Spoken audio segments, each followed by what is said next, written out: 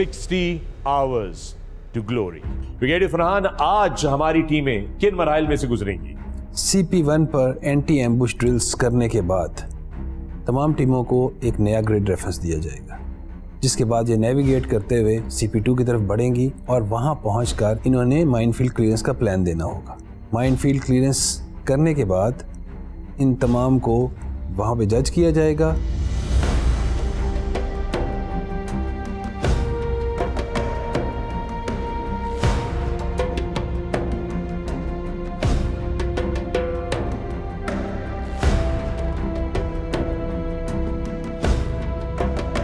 Minefield clearance की drill कुछ इस तरह से होती है कि आप दुश्मन के इलाके में गुजर रहे हो और आपका सामना दुश्मन की माइनफील्ड से हो जाए, तो आपको क्या करना होता है, आपको माइनफील्ड किस तरह ब्रीच करनी होती है, ये इस ड्रिल में सब डिस्प्ले किया जाता है। CP2 पे पहुंचने पर हमें पता लगा कि एक दुश्मन की माइनफील्ड है, जिस पर मैंने अपनी पेट्रोल को माइनफील्ड क्लियरेंस शुरू करने के लिए ऑर्डर दिया।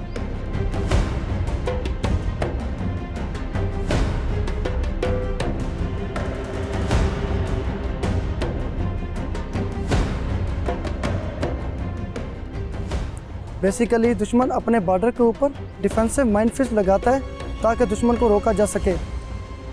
माइनफील्ड क्लियरेंस के दौरान माइनफील्ड को ब्रीच करके अपनी टीम के लिए रास्ता बनाया जाता है और हमने इस चीज़ के लिए बहुत मेहनत की हुई है और मुझे यकीन है कि मेरी टीम माइनफील्ड क्लियरेंस के टेस्ट में बेहतर परफॉर्म करेगी। माइनफील्ड हमारी इसलिए सबसे बेहतर हुई थी क्योंकि जो सिपाही इमरान था हमारा, उसे बखूबी इल्म था माइनफील्ड के बारे में और उसने ड्रिल्स प्रॉपर और बहुत अच्छी की थी।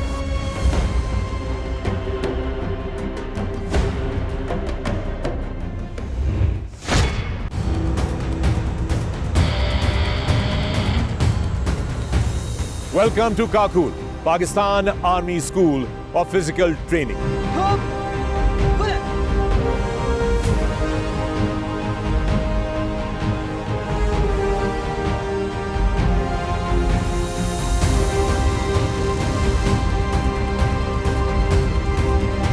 मैं सारा कुछ जल्दी सीख रही हूँ और ईजी है सब कुछ करना।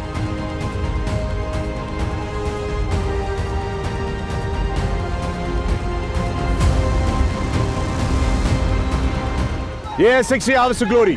आप भी जीत के बन सकते हैं हमारे सुपर फैन और शामिल हो सकते हैं तमाम एडवेंचर स्पोर्ट्स के लिए और हासिल कर सकते हैं ए ग्रेड ट्रेनिंग बिल्कुल free as your winning prize. तीसरी दफा किया, हो गया अब। इस टाइम पे आगे मेरा कॉन्फिडेंस है कि मैं गिव अप नहीं करती।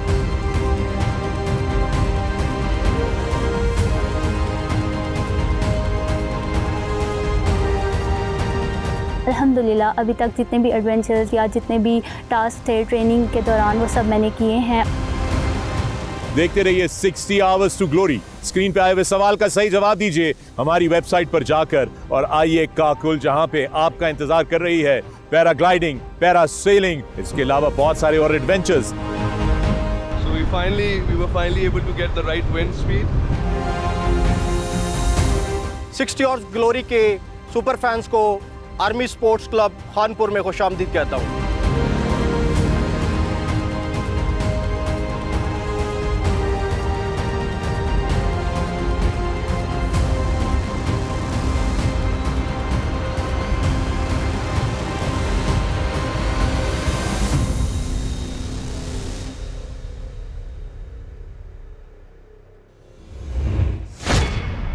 चौथे बैनुल-अक़वामी पाकिस्तान आर्मी टीम स्पिरिट मुकाबलों पे मबनी पाकिस्तान के तारीख के सबसे बड़े रियलिटी शो में एक बार फिर आपको खुशामदीद कहते हैं। पिछले एपिसोड में आपने देखा कि हमने माइनफील्ड क्लियरेंस के टास्क मुकम्मल होते हुए देखे।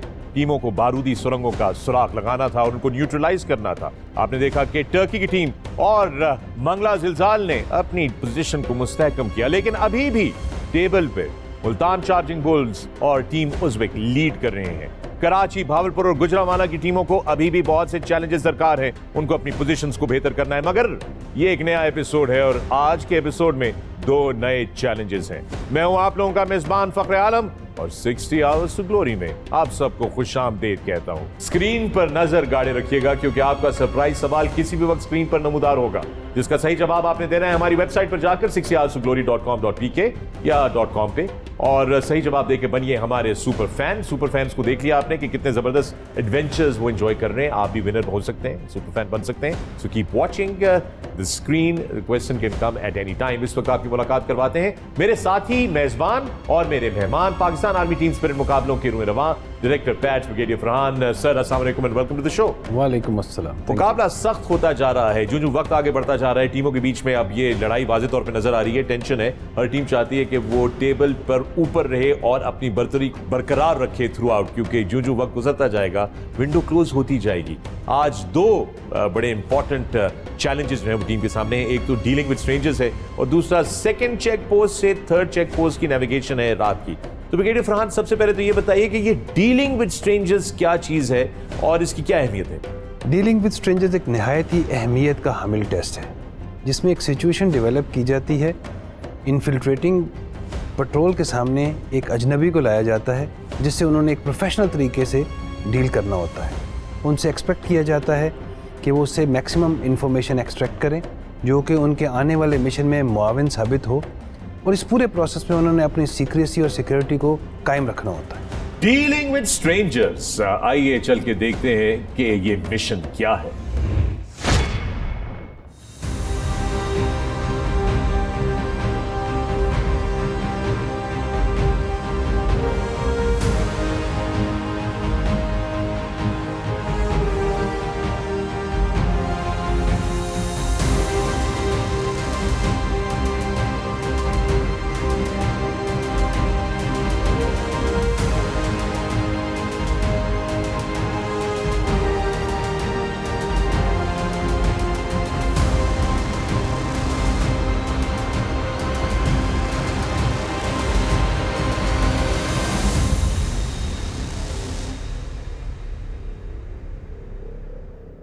डीलिंग विद स्ट्रेंजर्स, अजनबी से मिलने का तरीका कहने को तो बड़ी मामूली सी बात लगती है, लेकिन जब दुश्मन के इलाके में आप पेशकदमी करते हैं और अचानक कोई अजनबी आपको टकर जाए तो उससे किस तरह इंटरैक्ट करना है, क्योंकि मिलने वाला अजनबी मुखबिर भी हो सकता है, जासूस भी हो सकता है, या आम शहरी भी। इस टास्क में हर टीम को एक अजनबी टकरेगा।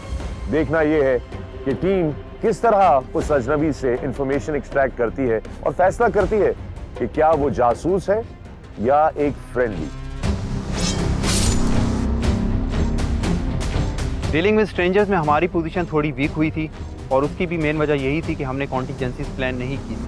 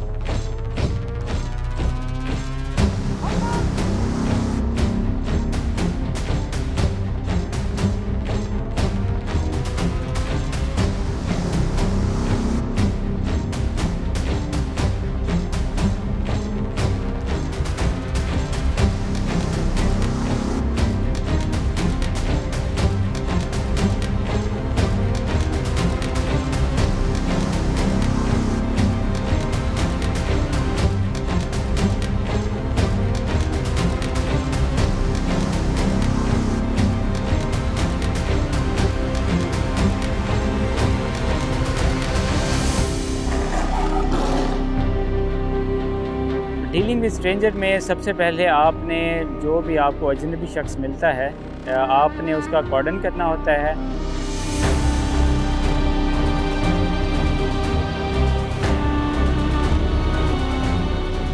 अल्फ़ा 2 के कॉर्डन लेने के बाद अल्फ़ा 1 ने स्ट्रेंजर को कैप्चर किया। स्ट्रेंजर को कैप्चर करने के बाद सबसे पहले उसकी तलाशी ली गई कि उससे कौन कौन सा इक्विपमेंट बरामद होता है या उसके पास कौन कौन सी चीज़ें हैं जिनसे हमें मदद मिल सके, या कोई ऐसी चीज़ तो नहीं है जिससे वो हमें नुकसान पहुंचा सके।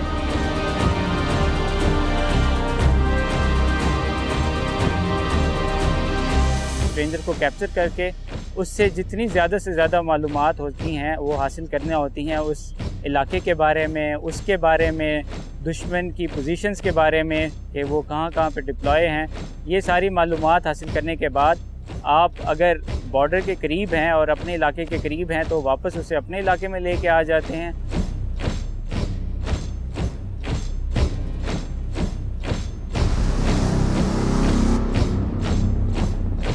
जब मैंने उससे इन्वेस्टिगेशन शुरू की तो उसने हमारे किसी सवाल का जवाब नहीं दिया, जिससे ये ज़ाहिर होता था कि वो बोल नहीं सकता।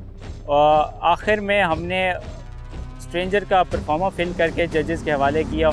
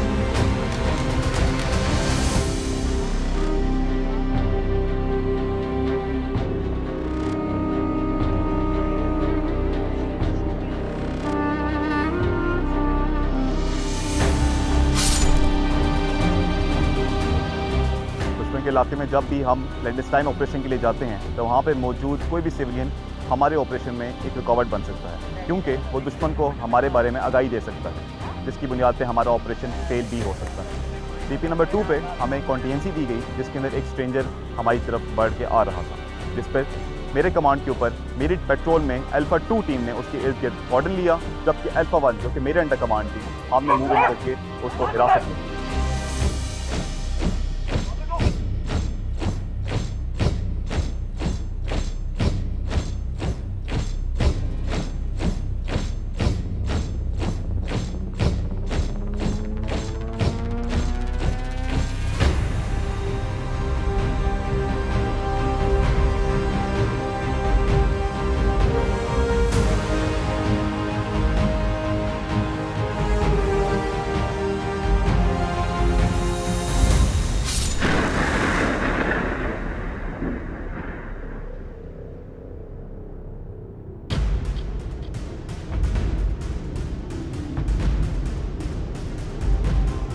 हमें एक स्ट्रेंजर का सामना करना पड़ा, जिस पर सिखाई हुई ड्रिल के मुताबिक अल्फ़ा 2 ने कॉर्डन लिया और अल्फ़ा 1 ने स्ट्रेंजर को कैप्चर किया और कैप्चर करने के बाद उससे ज़रूरी मालूमात हासिल की।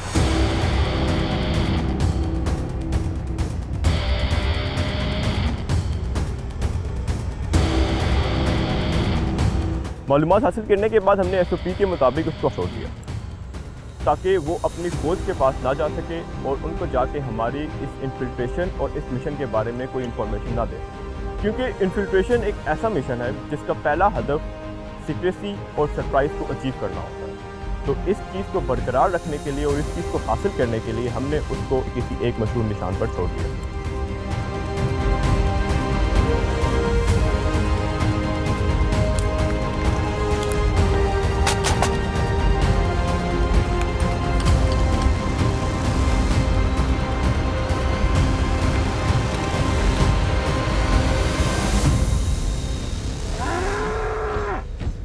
स्ट्रेंजर को डील करने के लिए एक नया सिनेरियो दिया गया। मैंने पेट्रोल को डिप्लॉय करवाया। कुछ पेट्रोल ऑर्डर्स देने के बाद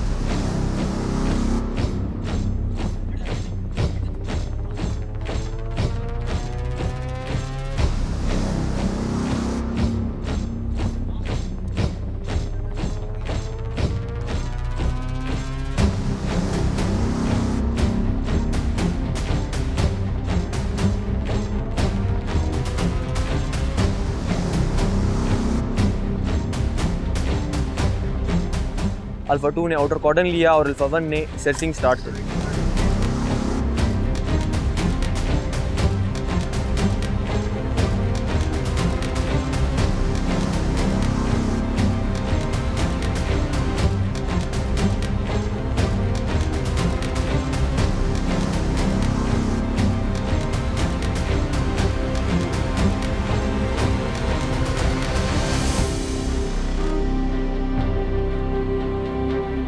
स्ट्रेंजर से ज़्यादा से ज़्यादा इन्फॉर्मेशन ली। स्ट्रेंजर ने हमें एरिया में मौजूद कुछ मिलिट्री इन्फो और मिलिट्री पोजीशंस के बारे में बताया, जिसके बाद हमने उसे डिस्पोज ऑफ किया और अगले बाउंड की तरफ हमने अपना मूव स्टार्ट किया।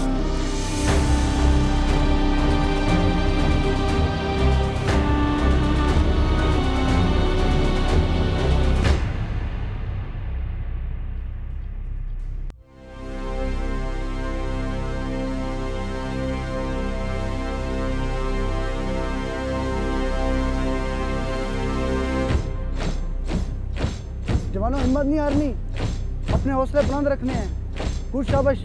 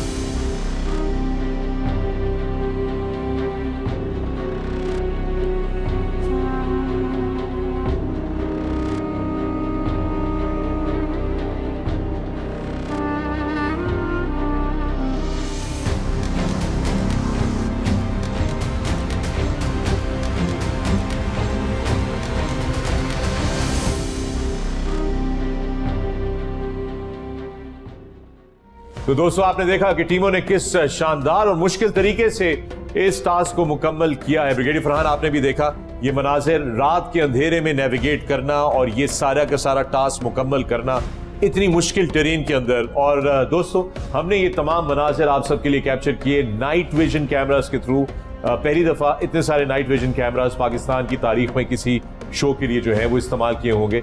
तो सर ये navigation, Pakistan army team spirit मुकाबलों में नेविगेशन कितनी अहमियत रखती है और क्यों इस तरीके से रात के अंधेरे में नेविगेशन करवाई जाती है? अगर पैट्स कंपटीशन का मेन काम या मेन टास्क है क्लोज टारगेट रिकॉनेसेंस, जिसके लिए टीमों को तकरीबन 60 किलोमीटर का फासला तय करना पड़ता है। कहने को ये 30 स्क्वायर्स हैं, लेकिन ये बन तकरीबन 900 स्क्वायर्स जाते हैं अगर इनको 30 बाय 30 के एरिया में टीमों को हम कैलकुलेट करें। अगर कोई टीम सही तरीके से अपनी नेविगेशन नहीं करेगी तो वो कभी भी क्लोज टारगेट रिकॉनेसेंस मुकम्मल सही तरीके से नहीं कर पाएगी। इसलिए उन्हें सीक्रेसी के साथ और स्टेल्थ के साथ अपना काम रात की तारीकी में मुकम्मल करना होता है ताकि उनकी लोकेशन कभी भी कॉम्प्रोमाइज ना हो। इस वक्त हुआ है कि हम चाह के नजर डालें अपने टेबल के ऊपर। So it's over to you colonel Umair Bangash. Minefield को क्लियर करने के बाद अगला टेस्ट था सरप्राइज टेस्ट। ये सरप्राइज टेस्ट जब दिया गया तो इनको नहीं पता था कि किसी अजनबी का सामना करना पड़ेगा और यही सरप्राइज टेस्ट था, डीलिंग विद द स्ट्रेंजर्स, यानी दुश्मन के इलाके में अजनबी का सामना। कहते हैं कि no competition no progress. Teams में अभी तक वो स्पिरिट जागा हुआ है, they are competing and they have shown the progress. Quetta Hingorians के लिए बहुत अच्छी खबर है कि पहली बार पॉइंट्स टेबल पर कोयटा हिंगोरियंस ने पहली पोजीशन हासिल की है, जबकि मुल्तान चार्जिंग बुल्स ने कदरे बेहतर परफॉर्मेंस शो की पिछले कॉम्पिटिशन्स के निस्बत और दूसरे नंबर पर आ चुके हैं, जबकि तीसरी पोजीशन शेयर की है रावलपिंडी पासबान ने बहावलपुर थंडर्स के साथ, और बहावलपुर थंडर्स बतदरीज बेहतर होते चले जा रहे हैं। चौथे नंबर पर लाहौर तेजोतुन पहले मुकाबले के बाद अब थोड़ा नीचे आई और पॉइंट्स टेबल पर कायम है। पांचवें नंबर पर मंगला जिलजाल कराची जिंदा दिल के साथ पोजीशन को सिक्योर किए हुए है, जबकि छठे नंबर पर मुसलसल गुजरावाला सरफरोश अभी तक कायम है और लगता है उन्हें इस कंपटीशन में बहुत मेहनत करनी पड़ेगी वापस आने में। बैनुल अक़वामी टीमों की बात की जाए, श्रीलंका नीचे जा चुकी है और अब टीम जॉर्डन ने एक बार फिर अपना लोहा मनवाया है और पहले नंबर पर है, जबकि दूसरे नंबर पर टीम टर्की और तीसरी पोजीशन शेयर की है टीम उज़्बेकिस्तान और श्रीलंका ने। मैं हूं लेफ्टिनेंट कर्नल उमैर बंगिश। मिलते हैं अगली एपिसोड में, लेकिन उससे पहले चलते हैं ओवरऑल स्कोर्स की जानिब।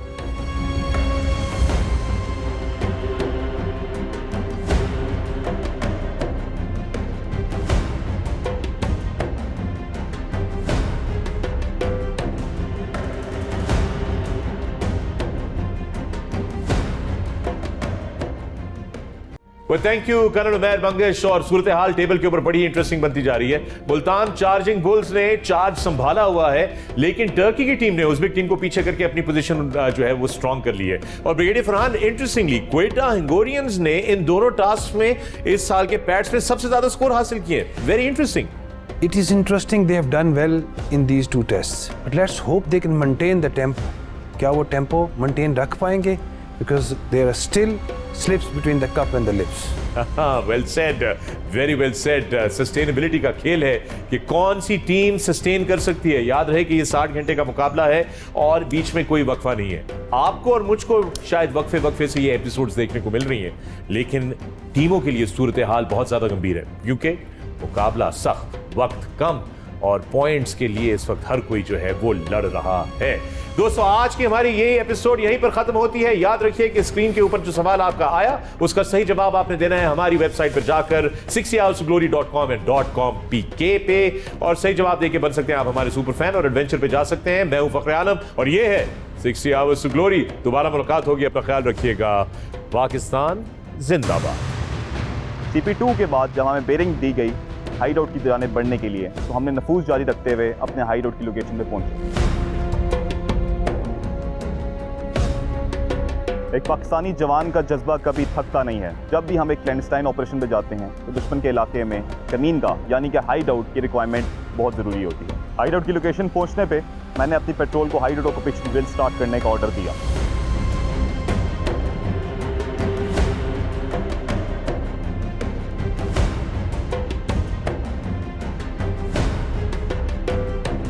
हाइड आउट को हासिल करने का मकसद दुश्मन की टेरेन में एक महफूज जगह को अपनाना है।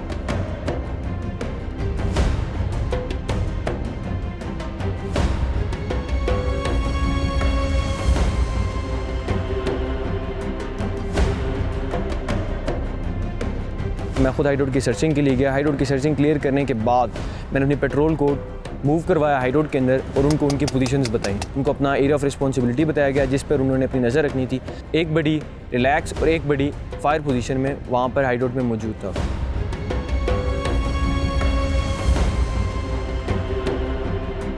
जब हाइड आउट में पहुँचे टीम का मोराल दोबारा से हाई हो चुका था। थकन थी लेकिन इससे हमारे मोराल पे कोई फ़र्क नहीं पड़ा था।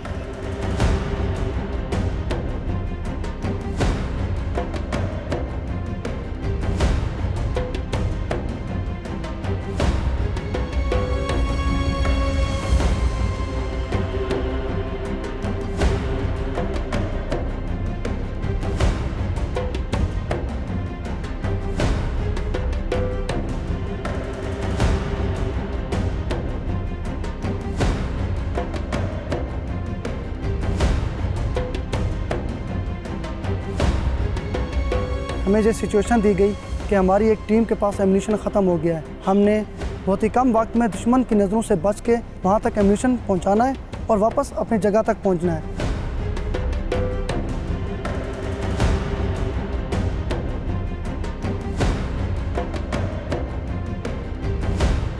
मेरी टीम फिज़िकली फ़िट है और मुझे यकीन है कि मेरी टीम बहुत ही कम वक्त में अपनी दूसरी टीम के पास एम्यूनिशन पहुँचाएगी और वापस अपनी जगह तक पहुँचेगी।